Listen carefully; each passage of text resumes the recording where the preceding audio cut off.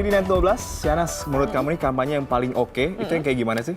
Yang pasti nggak bikin macet satu, dan yang kedua tuh nggak melibatkan anak-anak sak. Nah, kalau itu saya sepakat, tapi lebih bagus lagi dalam kampanyenya ini disampaikan juga visi dan misi dari caleg itu. Betul. Tentunya dengan cara yang lebih mengena dan mudah diingat, Nas ya. Benar, merakyat begitu ya, betul. belusukan-belusukan. Nah, tapi gimana nih kalau misalnya kampanye, tapi sambil jualan sayur, Sak? Hah? Kampanye tapi jualan sayur. Bener. Bagus juga sih, gratisan ya. Oh enggak ya? Enggak, gratisan. Gratisan atau enggak ya? Tapi saya bingung alasannya apa sebenarnya ya, kampanye kok jualan sayur? Nah, itu kita nggak ngerti, kita cari tahu aja. Diana mau nanya.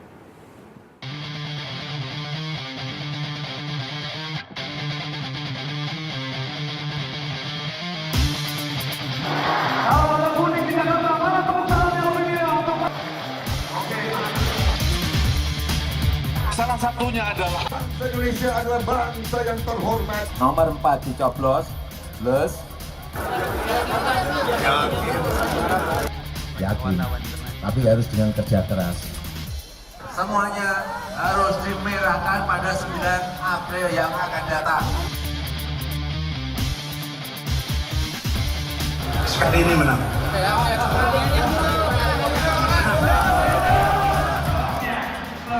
Akhirnya kampanye terbuka untuk pemilu 2014 dimulai juga. Berbagai macam cara dilakukan oleh partai politik dan para caleg untuk mendongkrak suara mereka pada tanggal 9 April nanti. Dan tak jarang cara-cara unik pun dilakukan oleh para caleg untuk menarik perhatian para calon pemilih seperti caleg yang bakalan datengin sekarang ini.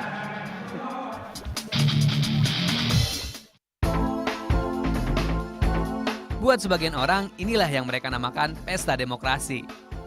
Yang penting, heboh turun ke jalan dan hore-hore di depan panggung.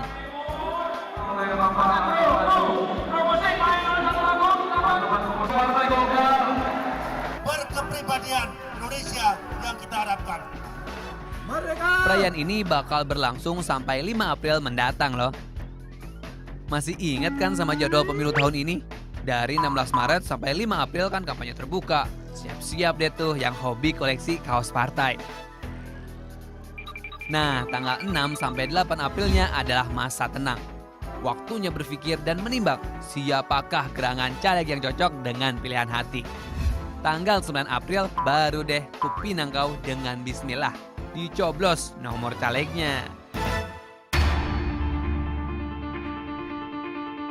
Supaya dicoblos, para caleg sekuat tenaga menjual visi dan misinya. Gak melulu ngegelar dangdutan atau panggung hiburan. Sejumlah caleg juga mengeksiskan diri dengan cara yang tak biasa.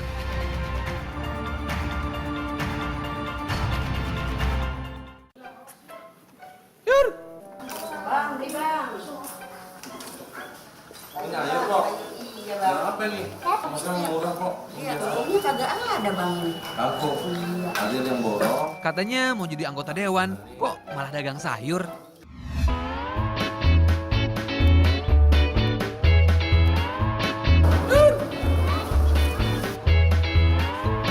sayur. Bakso mana bang?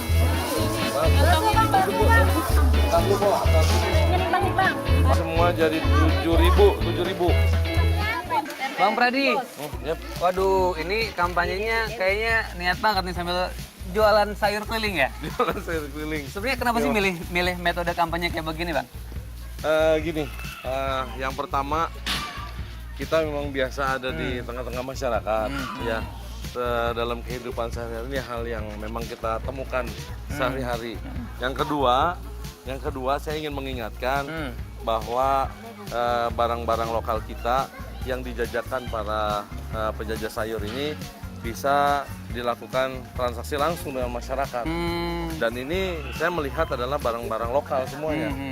Nah, ini yang harus kita syukuri. Ya. Ibu-ibu, saya mau nanya nih ya, bener gak kalau selama ini harga sembako kayak daging, kayak bawang, segala macam itu kan sering banget naik ya?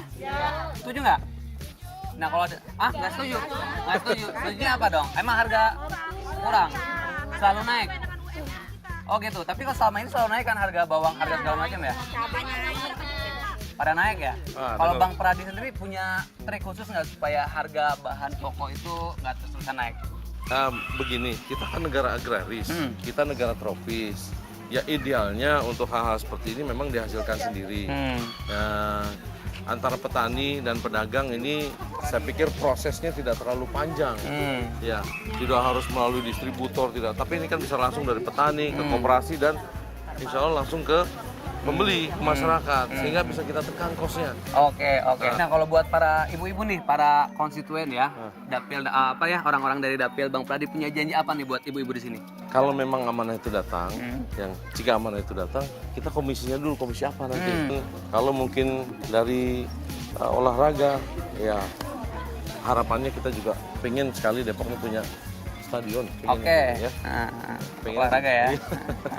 Ya, yang jelas semualah apa yang bisa kita lakukan akan kita lakukan sepenuh hati dan tidak setengah-setengah. Wah, bikin stadion ya, keren banget. Tapi hubungannya apa ya sama jadi tukang sayur?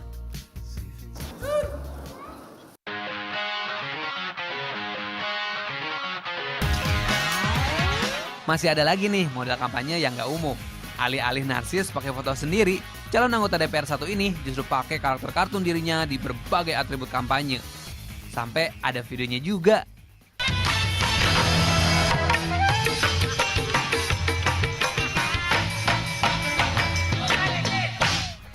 Kalau versi kartunnya, ganteng-gantengnya beda tipis lah sama Yana. Nah, kalau aslinya?